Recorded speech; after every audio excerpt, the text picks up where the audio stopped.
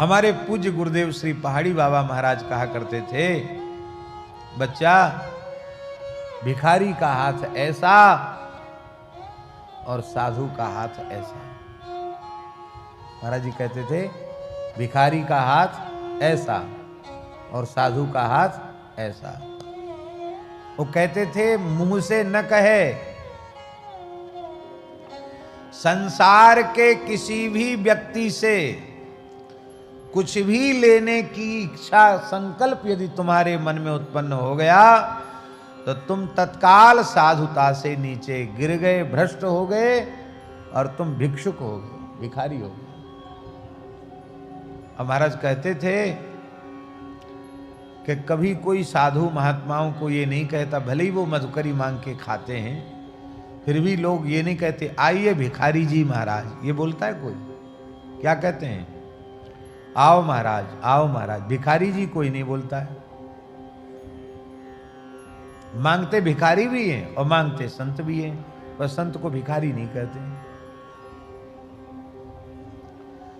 क्योंकि भिक्षान्न प्राप्त करना यह तो देह धर्म का पालन है, वो याचना नहीं है। लेकिन इस देह के लिए जो अत्यंत आवश्यक है, उस अन्न आदि की भिक्षा के अतिरिक्त कुछ भी लेने की इच्छा रखने वाला तत्काल अपने पद से, पथ से और पद से नीचे गिर गया। इसलिए किसी से कुछ लेने की इच्छा न करे। और महाराज अपने जीवन की एक घटना सुनाते थे बाबा। ये बात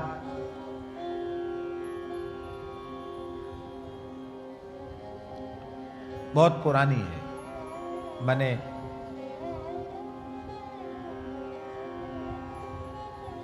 अनुमान है लगभग सन 37-38 की बात होगी, 1937-38 की बात होगी। अंग्रेजी शासन तो था ही, और पहाड़ी बाबा खाकशुक आश्रम में पुराना मंदिर था और झोपड़ा बने हुए थे, उन्हीं में संतों के आसन थे। अब झोपड़ा बार बार बदलने पड़ते थे, बरसात के बाद फिर उसको सुधारना पड़ता था। और कुठार पक्का था और ठाकुर जी का मंदिर बस, और बाकी सब कच्चा था। तो कुछ भगत लोग आते थे ग्वालियर के और बार बार कहते बाबा कछु सेवा बताओ। तो महाराज जी के मन में आया कि चलें, भक्त को कहें कि तुम बार बार सेवा के लिए कहते हो, तो हमारे स्थान में टीन सेट डलवा दें, तो संतों को सुविधा हो जाएगी। तो सवेरे ठाकुर जी की सेवा करके चले।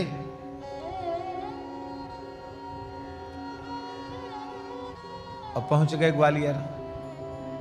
ट्रेनें भी कम चलती थी और लकड़ी झोंकने वाली ट्रेन चलती थी उस समय। लकड़ी झोंकते थे, लकड़ी जलाते थे ट्रेन में। और ग्वालियर पहुंचे, जिस व्यक्ति के यहां पहुंचे कुछ लेने की इच्छा से, वो वैश्य थे, अपनी गद्दी पर बैठे थे। महाराज जी जैसे ही पहुंचे, आओ आओ महाराज, आओ महाराज पधारो। तुरंत उन्होंने अपनी गद्दी पे, सेठ जी ने कंबल बिछा दिया, विराजो महाराज। महाराज जी बैठ गए। कहो कैसे पधारे? महाराज जी ने कहा बार बार कहते थे कि हम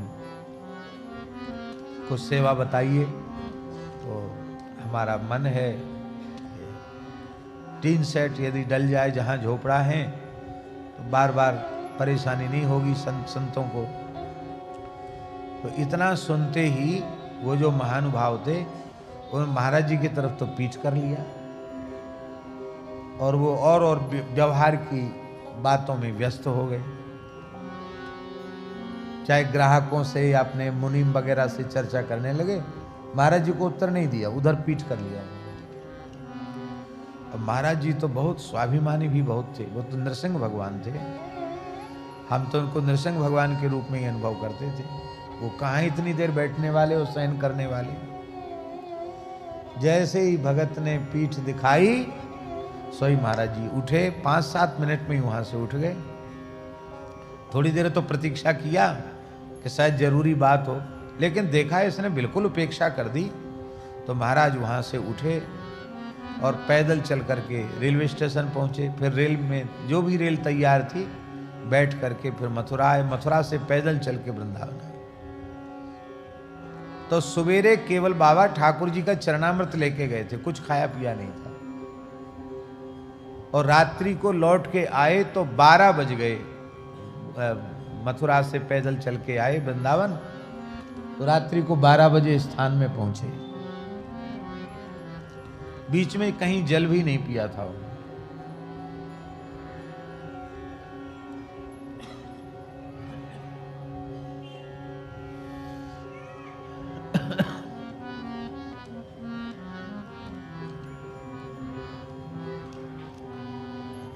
और आप विचार कर सकते हैं, महीना भी जेठ का था, तो ज्येष्ठ मास में कितनी गर्मी होती है। महाराज ने दिन भर पानी नहीं पिया और वहां लौट के आए वहां से, तो खूब तालू चिपक रहा था प्यास के मारे। तो कुआं से बाल्टी खींच, अभी भी कुआं है वहां खाक चौक में, कुआं से पानी खींच करके महाराज जी ने खूब स्नान किया पहले तो, अब फिर जल पिया और वहीं हाथ में जल लेकर संकल्प किया, हे रघुनाथ जी, आपके नाम से लंगोटी लगाई साधु बने और अपना व्रत भंग करके हम केवल टीन सेट डलवाने के लिए हम गए। अब हम ये प्रतिज्ञा करते हैं आपके चरणों में कि जीवन की अंतिम श्वास तक कभी किसी संसार के मनुष्य से क्या चले, किसी से भी कुछ भी लेने की इच्छा नहीं करेंगे। मांगने की बात तो बहुत, इच्छा ही नहीं करेंगे, संकल्प का ही त्याग करते हैं। हम साधु क्या टीन सेट डलवाने के लिए बने थे कि मकान बनाने के लिए बने थे साधु? हम तो भजन करने के लिए साधु बने थे। तो टीन सेट डले चाहे न डले, अरे पुरखा झोपड़ा में बीत गया जब जीवन, हमारा भी झोपड़ी में बीत जाएगा। टीन सेट की क्या जरूरत अपने को, न डले और याचना नहीं करनी। सो कहते जैसे ये संकल्प किया तो बड़ी शांति आ गई और जल पी के फिर विश्राम में चले गए। भैया जी तीसरे दिन उसके परिवार के वे ही महानुभाव जिन्होंने पीठ दिखा दी थी, वे ही महानुभाव आकर साष्टांग पड़ गए, जोर जोर से रोने लगे। तो महाराज जी ने कहा, कहो क्या हो गया? अरे बोले महाराज पता नहीं आप क्या करे आए हैं, हमारे घर में सब मरणासन्न पड़े, लगता है कि अब कोई बचेगा ही नहीं हमारे परिवार, सब बस चक्कर आता और गिर जाते हैं, बेहोश पड़े हैं, पता नहीं क्या हो गया। तो महाराज जी हंसने लगे। महाराज जी बोले, अरे राम राम, बड़े दुख की बात है भैया, तुम हमारे ऊपर शंका कर रहे हो, भगत जी तुम हमारे ऊपर शंका कर रहे हो कि हमने कुछ कर दिया। तो हमने कभी आज तक किसी भी प्राणी के अनिष्ट का चिंतन अपने मन से नहीं किया, और हम न कोई जादू टोना वाले हैं और ना हम तंत्र मंत्र वाले हैं, हम तो सीधे साधे राम राम करते हैं। तो अब राम जी की लीला राम जी जाने। हाँ ये बात जरूर है, इतनी बात जरूर है कि हम गए थे बड़ी आशा से और हमारी आशा पूरी भई नहीं, तो हमें बड़ी पीड़ा तो भई, दुख तो हमको हुआ, और यहाँ लौट के हमने पानी पिया, और लेकिन अब हम बड़े सुखी हैं। क्यों? हमने निश्चय कर लिया कि हमें कुछ करना ही नहीं, भजन छोड़ के दूसरा काम नहीं करना, अब किसी से कुछ मांगना नहीं है, इच्छा भी नहीं करनी है। बोला महाराज वो बहुत बड़ा अपराध हो गया महाराज हमसे, क्या करें, हमारी बुद्धि मारी गई, आप कृपा करो, हमें 2 हाथ जगह बताओ, हम कुछ टीन सेट में तो फिर गल जाएगा, पक्का बना देंगे, 2 हाथ जगह बता दो। महाराज जी बोले कि जो बनवाना है जिनको उनके पास चले जाओ, हमारे पास कोई जगह वगैरह नहीं है, हमारे जैसे वैसे ही ठीक है। सो रोने लगा, बोले इसका मतलब आपने हमको क्षमा नहीं किया, हमारे परिवार को प्राण दान दो। तो महाराज जी कहते कि अब कुछ तो पिंड तो छुड़ाना था, तो धूना की विभूति लेकर हमने कहा जाओ सबके माथे पे लगा देना, ठीक हो जाएंगे, लेकिन बनाने बनाने का हमको कोई अब आवश्यकता नहीं है, ले जाओ जाओ यहां से, लेकिन यहां रोग आओ मत। कहते आश्चर्य हो गया, वो जाते ही कुछ वो भस्म लगाई, सब ठीक हो गए। फिर उन्होंने बनाया, अब तो पुराना सब विसर्जित करके वहां नया निर्माण हो गया है। फिर जो टीन सेट जिन्होंने नहीं बनाया था, उन्होंने लगभग पूरे स्थान का निर्माण, जो पुराना स्थान जितना था, नीचे का पूरा पंगत घर, रसोई घर, संत निवास, सब उन्होंने बनाया। एक ही व्यक्ति ने बनाया। जब इच्छा की तब टीन सेट के लिए भी हाँ नहीं किया, और जब संकल्प का त्याग कर दिया तो बिना संकल्प के सब कुछ हो गया। और विलक्षण बात, भयंकर अकाल पड़ा और उस अकाल में अन्न नहीं मिल रहा था, और श्रावण भादों का उत्सव का समय आ गया। तो 20-25 महंत वृंदावन के संत समाज के अंग्रेज कलेक्टर से मिलने गए मथुरा। अंग्रेज कलेक्टर था कि महाराज हमारे यहाँ उत्सव आ रहा है, थोड़ा अन्न की व्यवस्था हो जाए। तो अंग्रेज कलेक्टर बोला हम कुछ नहीं सुनेगा, जो गेहूं खाएगा वो गोली खाएगा, जो गोली खाएगा वो गेहूं खाएगा, कह के भीतर चला गया।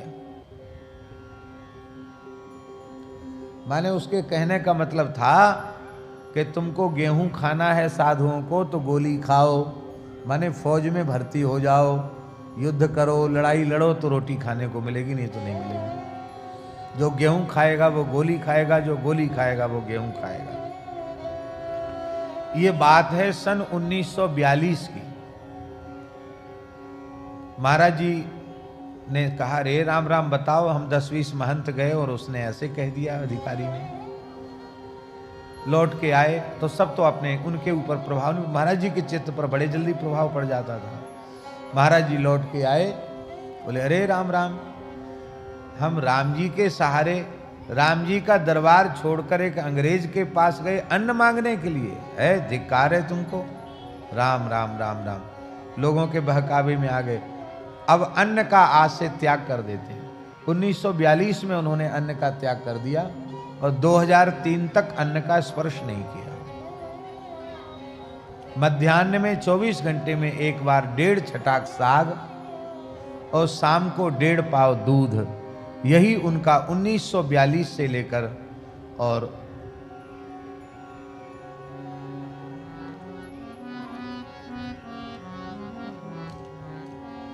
2003 तक यही आहार रहा उनका। पाव भर से अधिक कोई वस्तु अपने पेट में कभी जाने नहीं दी।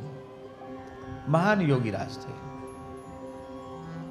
और लगभग 125 वर्ष की आयु में उन्होंने भगवत धाम प्रयाण किया। आपने दर्शन नहीं किया, क्या कहना, ऐसा दिव्य स्वरूप था उनका, अद्भुत था।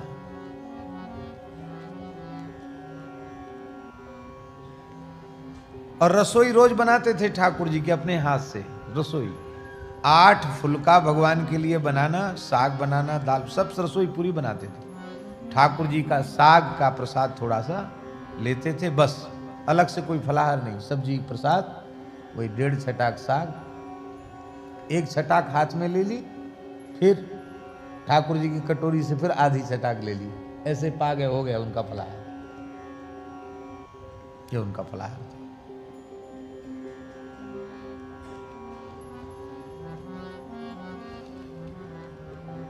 ठाकुर जी ने फिर एक बार परीक्षा ली। देखो, प्रतिज्ञा किया कि हमको किसी से कुछ नहीं लेना है। तो उसके बाद तो यह घटना घटी, तो अन्न भी छूट गया।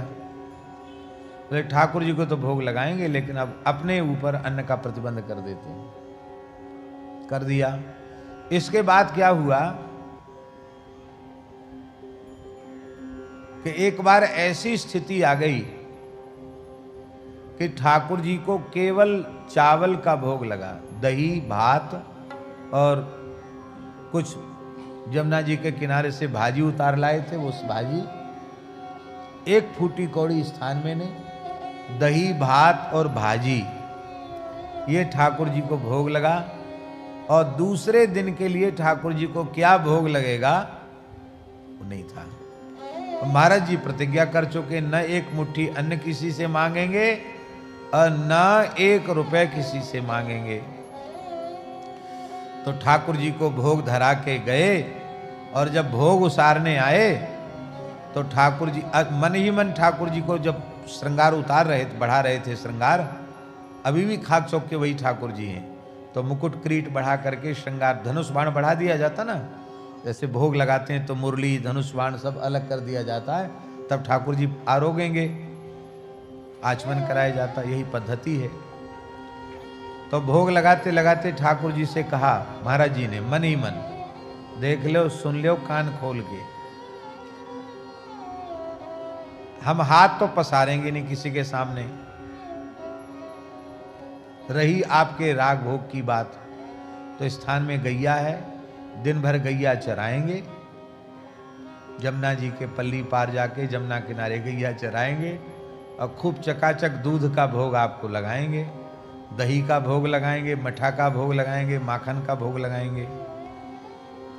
अब अन्न की तो राम राम, आपको अन्न का भोग लगाना हो तो अपनी जुगाड़ खुद करो, हम न किसी से कहने वाले हैं न किसी से मांगने वाले हैं।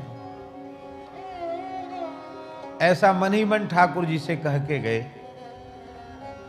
और जब भोग उसारने आए ठाकुर जी का, तो खाक चौक के ठाकुर जी की देहली पे 2 रुपया रखे। कितने रुपया? 2 रुपया।